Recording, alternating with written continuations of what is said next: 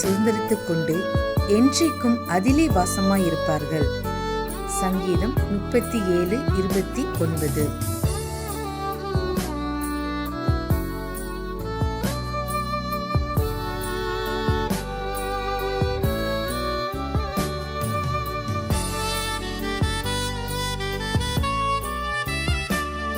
The righteous shall inherit the land and dwell therein forever. Psalms 37:29.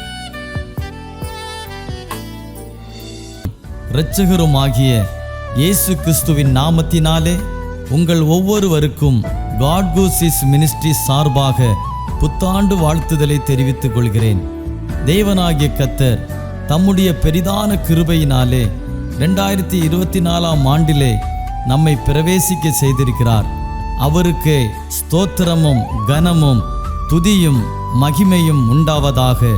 நமது ஊழியத்தின் மூலமாக ஒவ்வொரு நாளும் தேவ வார்த்தைகளை பகிர்ந்து கொண்ட தேவ ஊழியர்களையும் குடும்பங்களையும் தேவனாகிய கர்த்தர் ஆசீர்வதிப்பாராக. ஒவ்வொரு நாளும் இன்றைய மன்னா செய்தியை கேட்டு பிரயோஜனம் அடைந்த அநேகருடைய சாட்சிகளை இம்மட்டும் கேட்டிருக்கிறோம். இந்த ஆண்டிலும் கூட தம்முடைய வார்த்தையில் மாறாதவராகிய கர்த்தருடைய வார்த்தையை விசுவாசத்தோடு கேட்போம், கவனிப்போம். நிச்சயம் ஆசீர்வாதங்களை பெறுவோம். கடந்த நாட்களில் நாம் கண்ட எல்லா துயரமான சூழ்நிலைகளிலிருந்து கர்த்தர் நம்மை விடுவித்து இந்த புதிய ஆண்டிலே தேவன் தமது வார்த்தைகளை நிச்சயம் நிறைவேற்றுவார் என்ற விசுவாசத்தோடும் நம்பிக்கையோடும் காத்திருப்போம். தேவனுடைய வார்த்தைகளுக்கு கீழ்ப்படிய நம்மை நாமே ஒப்பு கொடுப்போம். கர்த்தர் மகத்துவமான காரியங்களை செய்வதற்கு வல்லமையுள்ளவர். நம்முடைய நம்பிக்கை வீண் போகாது.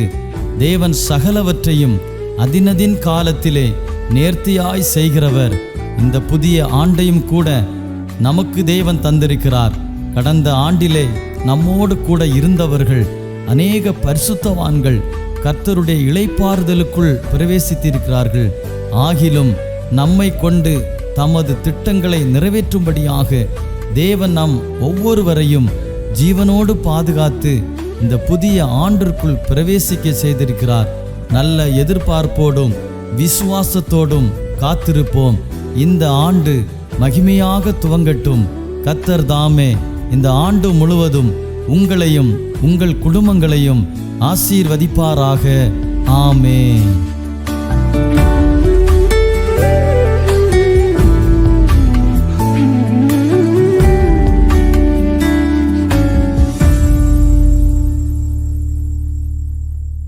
Price the lord. கர்த்தருடைய நாம மகிமைப்படுவதாக. வருஷத்தின் கடைசி நாட்களில் ஆண்டோடைய சமூகத்தில் வந்திருக்கிற ஒவ்வொரு தேவனுடைய பிள்ளைகளையும் கர்த்தர் ஆசீர்வதிப்பாராக. இந்த வருடம் முழுவதும் தேவனாகிய கர்த்தர் நம்ம ஒவ்வொருவரையும் பாதுகாத்து சுகத்தோடு பலத்தோடு இந்த வருஷத்தின் கடைசி நேரத்தை காணும்படியாக இந்த நல்ல வாய்ப்பை ஆண்டவர் நம்முடைய வாழ்க்கையில் கொடுத்திருக்கிறார். அதற்காக தேவனுக்கு நாம் நன்றி சொல்ல கடமைப்பட்டிருக்கிறோம். மேன்மையை பெருக பண்ணுவேன் என்று சொன்ன கர்த்தர் எல்லா விதத்திலும் நம்மை ஆற்றி தேற்றி பாதுகாத்து ஜீவனை சுகத்தை பலத்தை ஆரோக்கியத்தை தெய்வீக சமாதானத்தை நம்முடைய வாழ்க்கையில் தந்து இம்மட்டுமாய் நம்மை நடத்தி வருகிற அவருடைய பெரிதான கிருபைகளை நினைத்து நாம் ஆண்டவருக்கு நன்றி சொல்ல கடமைப்பட்டிருக்கிறோம். கர்த்தருக்கு ஸ்தோத்திரம். விசேஷமாக இந்த ஊழியங்களுக்கு காரணமாக கர்த்தர் பயன்படுத்தி வருகிறதான கர்த்தருடைய தாசன் மற்றும் அவரோட ஊழியத்தில் இணைந்திருக்கிற ஒவ்வொரு தேவனுடைய பிள்ளைகளுக்கும் ஆண்டவராகிய இயேசு கிறிஸ்துவின் நாமத்தினாலே எங்களுடைய நன்றியையும் வாழ்த்துதலையும் தெரிவித்துக் கொள்கிறோம். கர்த்தருக்கு ஸ்தோத்திரம். கர்த்தர் நம்மை ஒவ்வொரு நாள் நடத்தி வந்த பாதைகள் மிகவும் ஆச்சரியமானவைகளாக காணப்படுகிறது. எத்தனை பேர் சொல்ல முடியும், ஆண்டவர் நம்முடைய வாழ்க்கையில் நம்முடைய மேன்மையை இந்த வருடத்தில் பெருக பண்ணி இருக்கிறார். எத்தனையோ மேன்மைகளை நாம் மறந்திருந்தோம். எத்தனையோ நமக்கான மேன்மைகள் மறைக்கப்பட்டிருந்தது. எத்தனையோ நாட்கள் நாம் மறைந்திருந்து இந்த உலகத்தில் வாழ்ந்து கொண்டிருந்தோம். ஆம் தேவனுடைய பிள்ளைகளை அதை எல்லாவற்றையும் தேவன் நன்மையாக முடிய பண்ணி நம்முடைய மேன்மையை பெருக பண்ணி மட்டுமாய் நம்மை நடத்தி வருகிறதற்காக அனுதினமும் நாம் ஆண்டவருக்கு நன்றி சொல்ல கடமைப்பட்டிருக்கிறோம். கர்த்தருக்கு ஸ்தோத்திரம். இந்த வருடத்தின் கடைசி 29ஆம் தேதி வரைக்கும் நம்மை நடத்தி வந்த தேவன் நிச்சயமாக தொடர்ந்து வருகிற நாட்களிலும் நம்மை நடத்தவும் ஆசீர்வதிக்கிறதற்கும் அவர் போதுமானவராக காணப்படுகிறார். தேவன் நம்மை அதிசயமாக ஒரு வித்தியாசமான முறையில் நடத்தி வந்த அவருடைய பாதைகளை எல்லாம் நாம் ஒவ்வொரு நாளும் நினைத்து பார்க்க வேண்டும். நம்முடைய ஆவி ஆத்தும சரீரத்தில் தேவன் ஒரு மாற்றத்தை தந்து இந்த வருடங்களில் நாம் ஆண்டவரிடத்தில் ஏறெடுத்து கொண்டதான பொருத்தனைகளை எல்லாம் நிறைவேற்றி நாம் ஆண்டவருக்காக வாழ்வதற்கு அவர் நம்மோடு கூட இருந்து நம்மை நடத்தி வந்ததற்காக நாம் தேவனுக்கு நன்றி செலுத்த கடமைப்பட்டிருக்கிறோம். இந்த வருடத்தின் கடைசி மாதமாகிய இந்த டிசம்பர் மாதத்தின் 29ஆம் தேதியிலே கர்த்தருடைய வார்த்தைகளை தியானிக்கும்படியாக தெரிந்து கொள்ளப்பட்டதான வேத பகுதி 1 நாளாகமம் 16ஆம் அதிகாரம் அதனுடைய 3ஆம் வசனம். கர்த்தருக்கு ஸ்தோத்திரம். ஆண்டவராகிய தேவன் நம்முடைய வாழ்க்கையில செய்த அதிசயங்களையும் அற்புதங்களையும் அவர் வாக்கின் நியாய தீர்ப்புகளையும் நினைவு கூறுங்கள். ஆம் தேவனுடைய பிள்ளைகளே, இந்த வசனத்தின்படியாக இந்த 2023ஆம் வருடத்தின் கடைசி நாளிலே ஆண்டவராகிய தேவன் நம்முடைய வாழ்க்கையில செய்த அதிசயங்கள் அற்புதங்கள் அவர் சொன்னதான வாக்கு தத்தங்கள் எல்லாவற்றையும் நாம் நினைவு கூற வேண்டும் என்று கர்த்தர் சொல்லுகிறார். அல்லேலூயா. 3 காரியங்களை முக்கியமாக நினைவு கூற சொல்லுகிறார். ஒன்று, அவருடைய அதிசயங்களை நாம் நினைவு கூற வேண்டும். ஆம் தேவனுடைய பிள்ளைகளே, இயற்கைக்கு அப்பாற்பட்ட விதத்திலே தேவன் நம்முடைய வாழ்க்கையில செய்ததான காரியங்களை நாம் இந்த நாட்களிலே நினைவு கூற வேண்டும். ஹல்லேலூயா. இயற்கை வந்தது எதற்காக? நம்மை கொல்ல பார்க்கிறதற்காக. இயற்கை நம்மை கொல்ல பார்த்தது, ஆனால் ஆண்டவராகிய தேவனோ நம்மை பாதுகாக்கிறவராக, அதிசயமாக நம்மை நடத்தி வருகிறவராக நம்முடைய வாழ்க்கையில கூடவே இருந்து வழி நடத்தி வந்தார். ஹல்லேலூயா. நம்முடைய காலங்கள் தேவனுடைய பார்வையில அருமையாக காணப்படுகிறது. ஹல்லேலூயா. நம்முடைய ஒவ்வொரு நிமிடங்களையும் அவர் அறிந்திருந்தார். ஒரு நொடி அவர் மறந்திருந்தால் நாம் இந்த உலகத்துல மண்ணாகி போயிருப்போம். ஹல்லேலூயா. அவர் ஒரு நல்ல பாதுகாவலராக நம்முடைய வாழ்க்கையில கூடவே இருந்தார். எல்லா சூழ்நிலைகளிலும் அவர் நம்மோடு கூட இருந்து நம்மை அதிசயமாக நடத்தி வந்த பாதைகளை நினைத்து நாம் அவருக்கு நன்றி சொல்ல கடமைப்பட்டிருக்கிறோம். முதலாவது அவருடைய அதிசயங்களை நாம் நினைவு கூற வேண்டும். அடுத்து பார்த்தோம் என்று சொன்னால் அவருடைய அற்புதங்களை நாம் நினைவு கூற வேண்டும். என்ன அற்புதத்தை தேவன் நம்முடைய வாழ்க்கையில செய்தார் பாருங்க. உள்ளத்துல நம்ம நினைச்சதை எல்லாம் தேவன் நம்முடைய வாழ்க்கையில வெளிப்படுத்தினார் அல்லவா. நம்முடைய வார்த்தைகளின் மூலமாய் நம்மோடு பேசினார் அல்லவா. மனதின் ஆழத்தில் இருந்ததான விருப்பங்களை அவர் நமக்காக நிறைவேற்ற வேண்டும் என்று தனிமையாக உள்ளத்தின் ஆழத்தில் இருந்து யாருக்கும் தெரியாமல் அவரை நோக்கி நாம் வேண்டிக் கொண்டோம் அல்லவா, அழுதோம் அல்லவா. உதவி செய்ய யாரும் இல்லை, நீங்க தான் எங்களை காப்பாற்ற வேண்டும் என்று சொல்லி ஒட்டுமொத்த உதவியையும் ஆண்டவருடைய கரத்துல எதிர்பார்த்து நாம் காத்திருந்தோம் அல்லவா. அந்த காரியங்களில் எல்லாம் அவர் நமக்கு உதவி செய்ததை நாம் நினைத்து நினைத்து நினைத்து பார்க்க வேண்டும் என்று ஆண்டவராகிய கர்த்தர் இந்த நேரத்துல நம்மோடு பேசுகிறார். ஹல்லேலூயா. அதே போல நாம் பார்க்கும்போது அதனுடைய 3வது நாளில் பார்க்கும்போது அவருடைய வாக்கின் நியாய தீர்ப்புகளை நினைவு கூறுங்கள் என்று சொல்லப்பட்டிருக்கிறது. ஆம் தேவனுடைய பிள்ளைகளே, ஒவ்வொரு வருடமும் ஸ்பெஷலாக ஒவ்வொரு மாதமும் அவர் நமக்கு கொடுக்கிறதான வாக்குத்தத்தங்கள், ஒவ்வொரு நாளும் அவர் நம்மோடு பேசுகிறதான வார்த்தைகளை எப்படியெல்லாம் அவர் நிறைவேற்றி தந்தாருங்கிறத நாம் நினைச்சு பார்க்க வேண்டும். இதையெல்லாவற்றையும் நாம் நினைவு கூற வேண்டும். இயற்கைக்கு அப்பாற்பட்ட விதத்தில் தேவன் நம்மை நடத்தி வந்த பாதைகள், நாம் மனதில் நினைத்தவைகள் எல்லாம் அவர் வெளியரங்கமாய் நம்மோடு பேசி நமக்கு செய்த அற்புதங்களை நாம் நினைவு கூற வேண்டும். அவர் நம்மோடு பேசின வார்த்தைகளை எப்படியெல்லாம் நிறைவேற்றினார் என்று சொல்லி நாம் அதை எல்லாவற்றையும் நாம் நினைவு கூற கடமைப்பட்டிருக்கிறோம். அப்படியெல்லாம் நாம் நினைக்கும் போது நாம் நம்முடைய நாட்கள் அதை நினைச்சு நினைச்சு நாம் நன்றி சொல்றதுக்கு நம்முடைய நாட்கள் போதாது. அவருக்கு நன்றி சொல்லுகிற பிள்ளைகளாக காணப்பட வேண்டும். நமக்கு தேவன் கொடுத்திருக்கிற இந்த நாட்களில் நாம் அவருக்கு நன்றி உள்ள பிள்ளைகளாக அவர் செய்த நன்மைகளை நினைவு கூர்ந்து அவருக்கு நன்றி சொல்ல நாம் கடமைப்பட்டிருக்கிறோம். அவர் நம்முடைய கையின் கிரியைகளை எல்லாம் ஆசீர்வதித்து வந்தார் அல்லவா. இந்த வனாந்தரமான வாழ்க்கையில யாருமே நமக்கு துணை இல்லை என்று நினைச்ச வேளையில நம்ம ஒரு அனாதையாக அவர் தூக்கி எறிந்து விடாமல் அவர் நம்மோடு கூட இருந்தாரே. அவர் நமக்கு ஒன்றும் குறைவு வைக்காமல் நம்மை வழிநடத்தி வந்தாரே. அவர் நம்முடைய சூழ்நிலைகளை எல்லாம் அறிந்திருந்தாரே. நம்முடைய கண்களில கண்ணீர் வருவதற்கு முன்னதாகவே அவர் நமக்காக பரிதவித்தாரே. ஆம் தேவ பிள்ளைகளே, அவர் நம்மை அறிந்திருக்கிறார். நம்முடைய சூழ்நிலைகள் ஒருவேளை தாறுமாறாக இருந்திருக்கலாம், நமக்கு அன்பானவர்கள் நம்மை எதிர்த்திருக்கலாம், பலரிடம் நாம் ஏமாந்து போயிருக்கலாம். ஆனால் நம்முடைய எல்லா சூழ்நிலைகளிலும் நம்மை அறிந்த தேவன் அவர் நம்மோடு கூட இருந்தாரே. ஹல்லேலூயா. அவன் எப்பொழுது விழுவான், அவனுடைய பேர் எப்பொழுது இல்லாமற் போகும், படுக்கையில கிடக்கிற இவன் இனி எழுந்திருப்பதில்லை என்று சுற்றி இருந்தவர்கள் எத்தனை பேர் ஏளனம் பேசி இருக்கலாம். நமக்கு உபத்திரவத்தை கொடுக்கிறதுக்கும், நமக்கு அமைதியை, நம்மளுக்கு ஆண்டவர் கொடுத்திருக்கிறதான அமைதியை கெடுக்கிறதற்கும் இந்த மனிதர்கள் பலவிதமான சூழ்ச்சிகளை கையாண்டிருக்கலாம். அதையும் நம்முடைய தேவன் அறிந்திருந்தார். இந்த உலகத்தினுடைய மனுஷீக வல்லமைகளுக்கு மத்தியில எதிர்க்கிறவர்களுக்கு முன்னதாக, தள்ளினவர்களுக்கு முன்னதாக நமக்காக ஒரு பந்தியை ஆயத்தப்படுத்தி நம்மை கனம் பண்ணினார் அல்லவா? அவருக்கு நாம் நன்றி சொல்ல வேண்டாமா? எல்லாவற்றையும் நாம் நினைவு கூர்ந்து நாம் அவருக்கு நாள்தோறும் நன்றி சொல்ல வேண்டும். ஒவ்வொரு நொடி பொழுதும் நாம் அவருக்கு நன்றி சொல்ல வேண்டும். இயேசு மட்டும் நம்முடைய வாழ்க்கையில இல்லை என்றால் நாம் யார் என்று இந்த உலகம் அறியாமற் போயிருக்கும். இன்று நம்மை எத்தனை பேர் நேசிக்கிறார்கள், எத்தனை பேர் நம்முடைய சத்தத்தை கேட்க வாஞ்சிக்கிறார்கள், எத்தனை பேர் நமக்காக காத்து கொண்டிருக்கிறார்கள். தேவ பிள்ளைகளே, நாம் அதை நினைத்து நினைத்து அவருக்கு நன்றி சொல்ல வேண்டும். ஹல்லேலூயா. கொலோசியர் 3ஆம் அதிகாரம் 15ஆம் வசனம் சொல்லுகிறது, நன்றி அறிதல் உள்ளவர்களாயிருங்கள். ஆம் தேவ பிள்ளைகளே, நாம் நன்றி உள்ள பிள்ளைகளாக, தேவனுக்கு நன்றி சொல்லுகிற பிள்ளைகளாக காணப்பட வேண்டும். சங்கீதம் 103 1-5 வரை உள்ள வசனங்களை நான் வாசிக்கும் போது, என் ஆத்துமாவே கர்த்தரை ஸ்தோத்திரி, என் முழு உள்ளமே அவருடைய பரிசுத்த நாமத்தை ஸ்தோத்திரி, என் ஆத்துமாவே கர்த்தரை ஸ்தோத்திரி, அவர் செய்த சகல உபகாரங்களையும் மறவாதே, அவர் நம்முடைய அக்கிரமங்கள் எல்லாவற்றையும் மன்னித்திருக்கிறார், அவர் நம்முடைய நோய்களை குணமாக்கி இருக்கிறார், நம்முடைய ஜீவனை மரணத்துக்கு விலக்கி காத்திருக்கிறார், கிருபையினாலும் இரக்கத்தினாலும் நம்மை முடிசூட்டி இருக்கிறார், நன்மையினால் நம்முடைய வாயை திருப்தியாக்கி இருக்கிறார், நம்முடைய ஆயுசின் நாட்களை நீட்டி தந்திருக்கிறார். ஹல்லேலூயா. ஆகவே நாம் அவருக்கு நன்றி உள்ள பிள்ளைகளாக காணப்பட வேண்டும். முதலாவது நாம் பார்த்தோம் அவருடைய அற்புதங்கள், அவருடைய அதிசயங்கள், அவர் நமக்காக சொன்ன ஒவ்வொரு வாக்கு தத்தங்களையும் நாம் நினைவு கூற வேண்டும். அப்படி நாம் நினைவு கூற வேண்டும். நினைவு கூறும்போது நாம் செய்வது என்ன? அவருக்கு நன்றி சொல்ல வேண்டும். ஹல்லேலூயா. நாம் நன்றி சொல்லி நம்ம ஒவ்வொரு நாளும் நம்முடைய வாழ்க்கையில அவருக்கு நன்றி உள்ள பிள்ளைகளாக வாழ்ந்து காட்ட வேண்டும். அடுத்ததாக நாம் பார்க்கும்போது 1 கொரிந்தியர் 2ஆம் அதிகாரம் 15ஆம் வசனம் சொல்லுகிறது, ஆவிக்குரியவன் எல்லாவற்றையும் ஆராய்ந்து நிதானிக்கிறான்.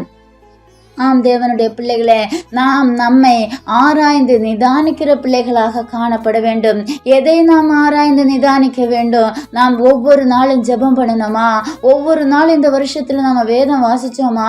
52 வாரமும் நடந்த எல்லா ஆராதனைகளிலே நம்ம கலந்துக்கிட்டோமா? உண்மையாக ஆண்டவருக்கு நாம் கொடுத்தோமா? நம்மளால இயன்ற ஊழியங்களை நாம் செய்தோமா? நாம் ஆண்டவருடைய சமூகத்தில் எடுத்த தீர்மானங்களை அல்லது பொருத்தனைகளை எல்லாம் நம்ம நிறைவேற்றினோமா? நம்முடைய வாழ்க்கையில நமக்கு கர்த்தர் கொடுத்திருக்கிறதான பெற்றோர், கணவன், மனைவி, நம்முடைய பிள்ளைகள், நம்முடைய ஓனர்ஸ், இவங்களுக்கு முன்னதாக நாம் உண்மையாக இருந்தோமா? இந்த உலகத்துல யாரிடத்துலயாவது நம்ம கசப்பு வெறுப்புகளை நம்ம காண்பித்தோமா? யாரையாவது நம்ம வார்த்தைகளினால காயப்படுத்தி இருக்கிறோமா? நான் யாருக்காகலும் இடறுதலாக நம்ம இருந்திருக்கிறோமா? யாராவது இடறுவதற்கு காரணமாக நாம் இருந்திருக்கிறோமா? நம்முடைய ஆவிக்குரிய வாழ்க்கையில நாம் எவ்வளவு வளர்ந்திருக்கிறோம், எவ்வளோ நேரம் ஆண்டவரோட நாம் செலவிட்டிருக்கிறோம், அதிக நேரம் நாம் யாரோடு செலவிட்டோம், நமக்கு கொடுத்த பொறுப்புகளை எல்லாம் நம்ம உண்மையாக செய்தோமா? இதை எல்லாவற்றையும் நாம் ஆராய்ந்து நிதானிக்க வேண்டிய நேரம் இந்த கடைசி நேரமாக காணப்படுகிறது. ஹல்லேலூயா. 1 கொரிந்தியர் 11:31ஆம் வசனத்தின்படி நம்மை நாமே நிதானித்து அறிந்தால் நாம் நியாயம் தீர்க்கப்படும். கர்த்தருடைய பிள்ளைகளே, இந்த நாளிலே நாம் நம்மை நிதானித்து நம்மை அறிந்து கொள்ளுவோமா?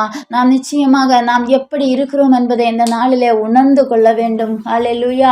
அடுத்ததாக நாம் பார்க்கும்போது நீதிமொழிகள் 28:13 சொல்லுகிறது, தன் பாவங்களை மறைக்கிறவன் வாழ்வடைய மாட்டான், அவைகளை அறிக்கை செய்து விட்டு விடுகிறவனோ இரக்கம் பெறுவான். ஆம் தேவனுடைய பிள்ளைகளே, நாம் அறிக்கையிட்டு மனம் திரும்புகிற பிள்ளைகளாக இந்த கடைசி நாட்களிலே நாம் மாற வேண்டும்.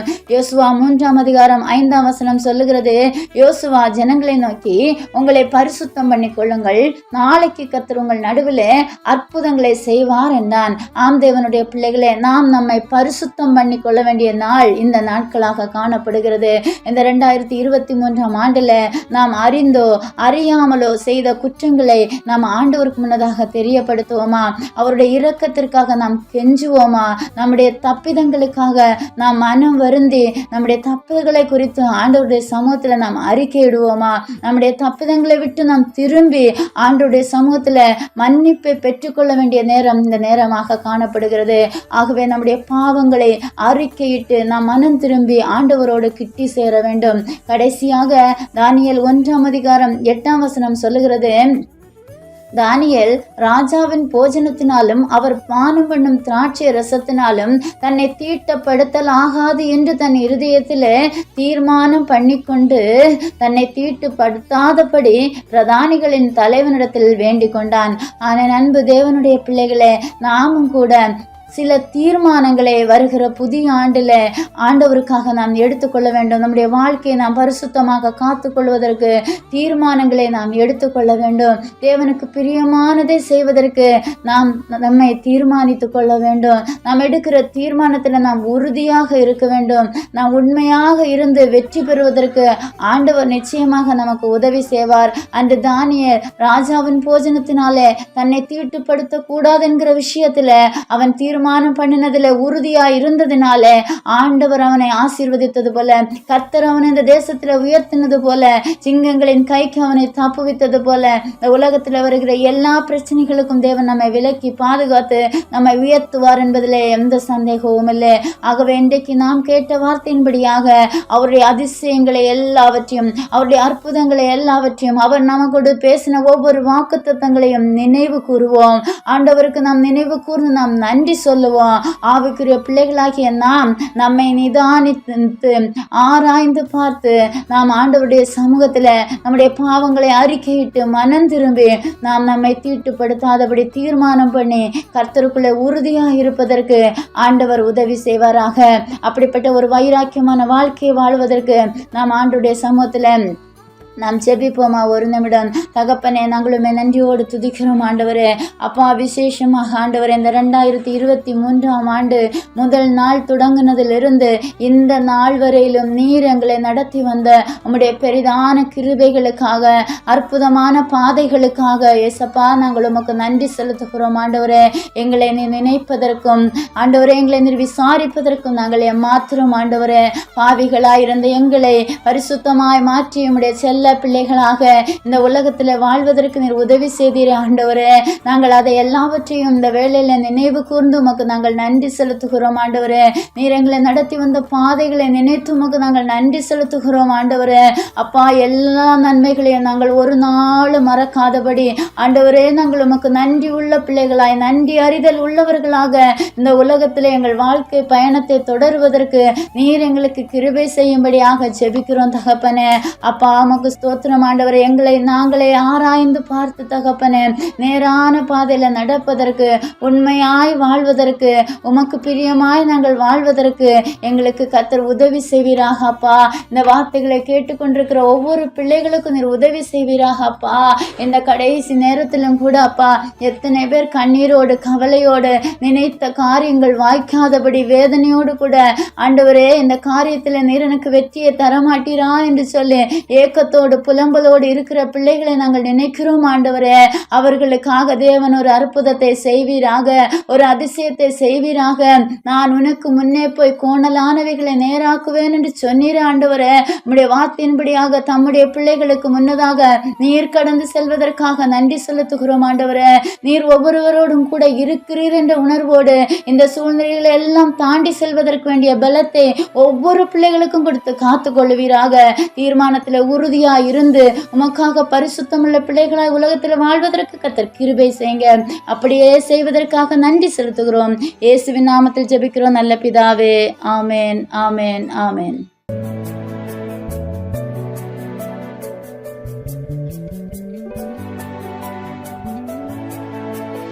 தாய் மறந்தாலும் நான் மறவேனென்றி தந்தை தள்ளினாலும் தள்ளாட விடமாட்டீர்.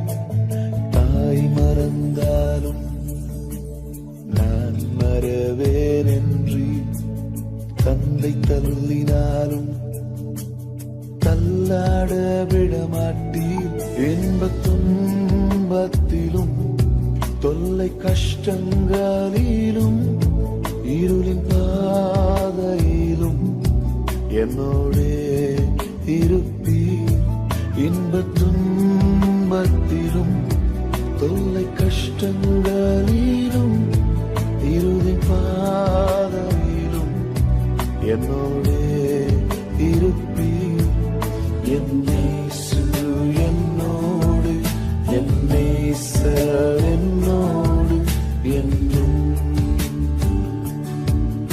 என் இயேசு என்னோடு, என் நேசர் என்னோடு என்றும். அநேக நேரங்களில் எல்லா பக்கத்திலிருந்தும் நாம் நெருக்கப்படுகிறோம். வியாதி, வறுமை, குடும்பத்தில் குழப்பம், ஊழியத்தில் நிந்தனை, வேலை ஸ்தலத்தில் அழுத்தம். நெருக்கப்பட்டாலும் கலக்கம் அடைந்தாலும் அவர் நம்மோடே இருப்பதனால நாம் நொறுங்கி போவதும் இல்லை, கலக்கம் அடைவதும் இல்லை. நெருக்கப்பட்டாலும் நொறுங்கி போகிறதில்லை, கலக்கம் அடைந்தாலும் மனம் முறிவது இல்லை.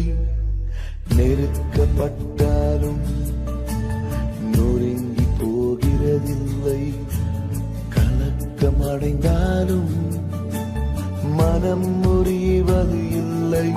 இன்பத் துன்பத்திலும் தொல்லை கஷ்டங்களிலும் இருளின் பாதையிலும் என்னோடே இருப்பீர். இன்பத் துன்பத்திலும் தொல்லை கஷ்டங்களிலும் இருளின் பாதையிலும் என்னோடே இருப்பீர். என் இயேசு என்னோடு, என் நேசர் என்னோடு என்றும். என் இயேசு என்னோடு, என் நேசர் என்னோடு என்றும். எல்லாவற்றிலும் நம்பிக்கை இழந்து திரும்ப எழ முடியாத, முன்னேற முடியாத சூழ்நிலைகளில் அவர் தோளில் நம்மை சுமப்பார். கடும் புயல் அடித்தாலும், அநேகர் நம்மை தடுத்தாலும் அவர் தயவால் நம்மை கரை சேர்ப்பார்.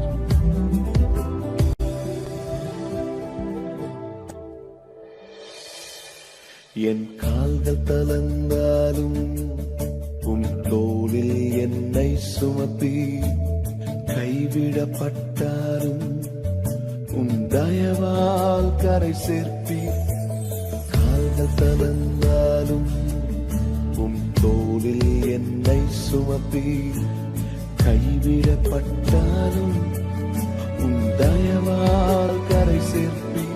இன்பத் துன்பத்திலும் தொல்லை கஷ்டங்களிலும் இருளின் பாதையிலும் என்னோடே இருப்பீர்.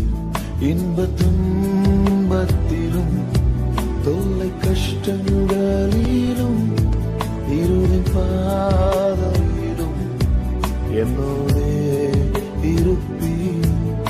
என் இயேசு என்னோடு, என் நேசர் என்னோடு என்றும். என் இயேசு என்னோடு, என் நேசர் என்னோடு என்றும். என் இயேசு என்னோடு, என் நேசர் என்னோடு என்றும். என்